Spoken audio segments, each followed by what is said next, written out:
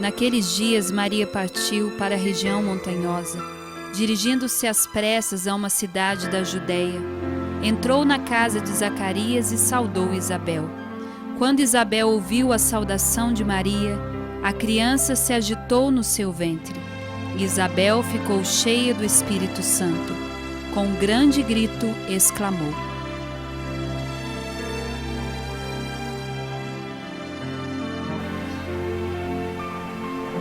Shalom, Isabel! Bendita és tu entre as mulheres, bendito é o fruto do teu ventre. Como posso merecer que a mãe do meu Senhor venha me visitar?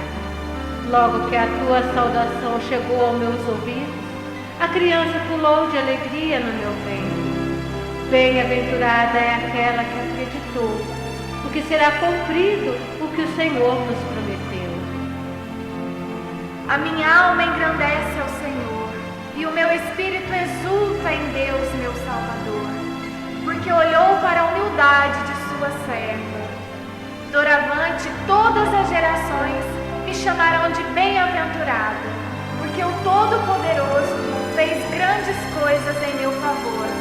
O seu nome é santo, e sua misericórdia se estende de geração em geração a todos aqueles que o respeitam. Ele mostrou a força de seu braço, dispersou os soberbos de coração, derrubou do trono os poderosos e elevou os humildes, encheu de bem os famintos e despediu os ricos de mãos vazias.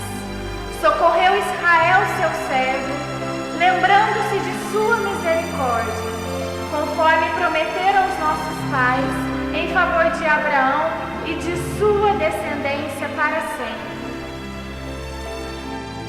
Maria ficou 3 meses com Isabel e depois voltou para casa. A verdade da Assunção é muito simples. Pela tradição da igreja, desde os primeiros séculos, desde o início, nós tivemos imagens no qual Maria aparece adormecida e todos ao seu redor rezando com ela, por ela. Na tradição nossa, católica, esse momento é chamado em latim adormitio, que significa adormição, isto é, Maria dormiu e essa foi a sua morte. Depois o corpo foi levado ao céu. E disso nós não temos nenhum dado nem bíblico, então não sabemos como foi ninguém. Talvez ninguém viu, talvez ninguém viu como aconteceu, mas enfim, não chegou até nós. Isso realmente é de menor importância. O sentido do dogma é que o corpo de Maria não passou pela destruição, embaixo da terra, como acontece com todos nós, mas no céu está o corpo de Maria, o mesmo que foi na terra. Essa é o resumo dessa verdade. Isto é, aquele corpo que gerou Jesus não podia se tornar terra, pó, não podia ser destruído. Mas, como dizia para vocês, eu vejo que quanto digo, a parte clerical da igreja, a parte institucional, a teologia, o dogma, coloca Maria lá no céu. Eu não sei se ela gostou muito disso. Digo isso sem nenhum peso, um pouco brincando com vocês. Mas não sei se Maria gostou disso, porque ela volta sempre na terra. Ela se manifesta sempre no meio de nós. Ela aparece, ou apareceu, de qualquer maneira, tocou o coração de alguém, e daí nascem grandes lugares onde as pessoas vão para se sentir próximos da mãe. Então, nesse sentido, eu estava brincando com vocês, nós elevamos ela ao céu, mas ela quer ficar aqui. ela fica conosco, ela está conosco. Se a gente refletir um minutinho, por exemplo, sobre a Aparecida do Norte, esse que nasceu de simples pescadores, de uma imagem pequenina, suja, achada no rio, do nada nasceu aquilo que a gente conhece hoje. Esse encontro de milhões de pessoas, talvez nem todas vão com aquela fé, com aquela devoção, mas com certeza a grande maioria vai lá porque quer ver a mãe, quer tocar a mãe, quer se sentir na casa da mãe. É uma presença especial, né? Quem teve a sorte de viajar comigo ano passado, nós fomos na Casa de Maria, na Turquia, perto de Éfeso, um lugar simples, no meio do verde, diríamos no meio de nada não, porque é um lugar bonito, mas uma casinha de nada, uma capela pequena, não cabe 20 pessoas, acho. Mas por que a gente chega nesses lugares e o nosso coração bate forte?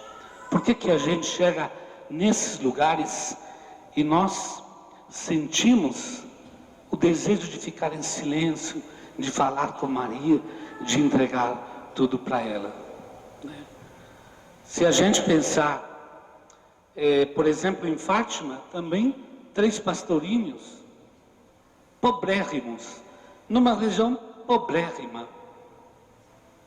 No meio da pobreza também aconteceu toda essa história maravilhosa de Fátima, que ainda hoje é algo extraordinário, onde milhões de pessoas vão. E vão para quê? Procurar o quê? Procurar colo de mãe. Se a gente pensar em Lourdes também, mais uma vez, uma moça nova, pobre, humilde, perdida numa roça, perto de um rio, acontece o grande encontro. Eu sou a Imaculada Conceição, né? E nós temos Lourdes, que também é uma coisa extraordinária. É um lugar dos mais lindos que eu já vi na minha vida. É um lugar que, é verdade, ao redor da cidade é cheia de hotéis, é cheia de lojas, mas o recinto do santuário, gente, ninguém viola aquilo.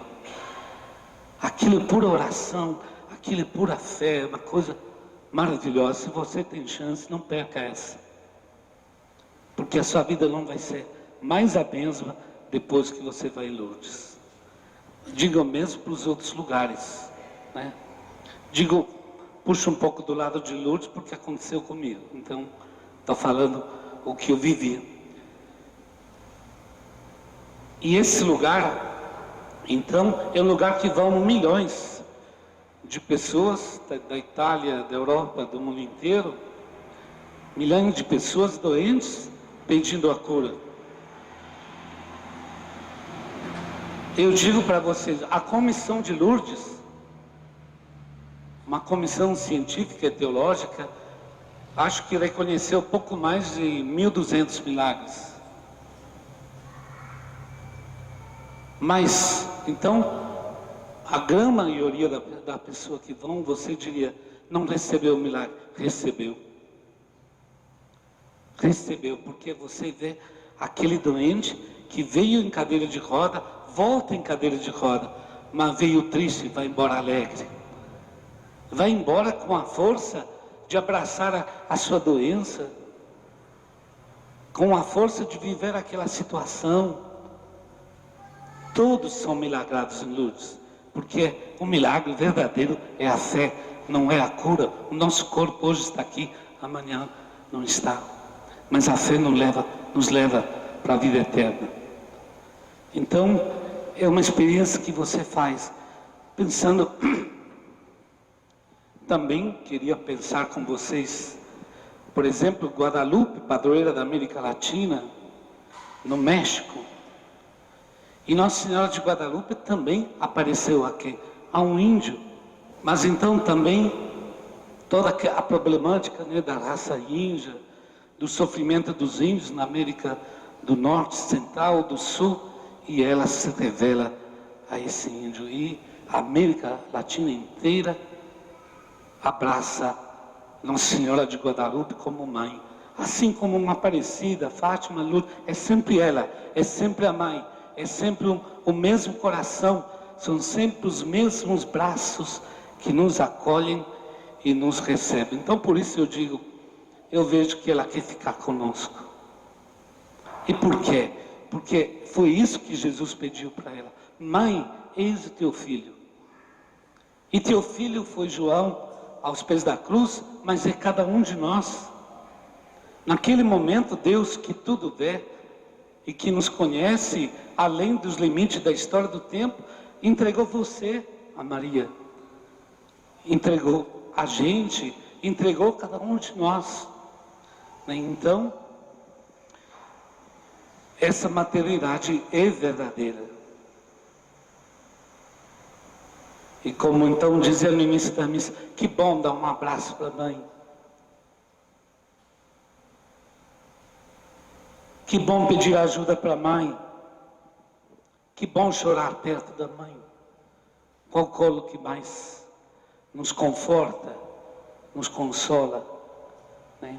Então, essa é Maria na vida da igreja. E também ela é nosso modelo de fé, modelo de evangelização, de transformação. Vocês viram essa oração que nós cantamos, o Magnificat, é um programa político quase, né? Parece audacioso. É uma promessa de estruturas renovadas. E aí a gente, e termino que está falando muito, a gente não se coloca de novo naquela primeira leitura que é muito bonita. O livro do Apocalipse, ou da Apocalipse, foi escrito 70 anos depois que Jesus voltou para o céu. Então, é um livro que faz parte de uma literatura que a gente não conhece muito, que é exatamente apocalíptica, né? Que é cheia de simbologia. Então, o povo fica fazendo um monte de coisas sobre esse livro, né? Quem não já ouviu falar do 666, a besta da Apocalipse? O Império Romano, os romanos eram chamados assim, da grande besta, né? Tudo dominavam. E também, naquilo que ouvimos hoje, o dragão, né? Que não deixa de ser um símbolo do que aconteceu no nascimento de Jesus, quando inocentes foram mortos na tentativa de matar o filho da Virgem. Então aquela leitura comemora a vitória da Virgem, a vitória da Mãe sobre os dragões, sobre o dragão, sobre todos os males. E hoje nós temos nossos dragões que nos atacam o tempo todo, não usando armas, talvez não usando violência, a não ser a violência da imagem, mas tentando mudar nossa cabeça, tentando nos afastar de Deus, tentando banalizar o sentido da vida, materializar o sentido da vida, tentando sempre transmitir para nós. Então, ela é a Virgem que hoje também nos ajuda a não ser devorados pela idolatria do nosso tempo. É por tudo aquilo que tenta destruir a vida humana no nosso tempo, incluindo a violência, incluindo a injustiça, e tudo pelo qual Maria já rezou. Então é isso, né? Hoje eu quero deixar mais um momento de silêncio, né? Fazemos tão pouco silêncio na vida, pelo menos na missa a gente aproveita um pouco. Alguns momentos de silêncio, barulho da chuva, mas gostaria que cada um de nós, pela sua fé, por aquilo que você sente, agora nesse momento, cada um de nós entregasse sua vida aos braços de Maria, ao coração de Maria. Diga para ela tudo o que você quiser. Se você estiver revoltado hoje, conte para ela sua revolta. Se você estiver feliz, conte sua felicidade. Se você estiver preocupado, conte sua preocupação. Fale com a mãe. Então vamos deixar esses instantes de silêncio para que cada um de nós possa dar esse abraço à mãe e receber o abraço dela.